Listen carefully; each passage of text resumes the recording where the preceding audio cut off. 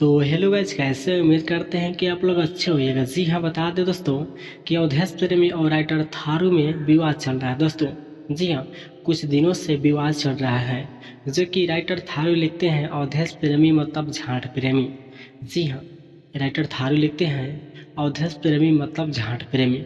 उसके बाद अवधेश प्रेमी यादव जी अपना फेसबुक के माध्यम से पोस्ट करते हैं, राइटर थारू मतलब दुनिया के सबसे उबारू आदमी, साले के लिए कुछ भी करो लेकिन करेगा चुतियापन, इसीलिए किसी को भी आज तक उससे नहीं बना है।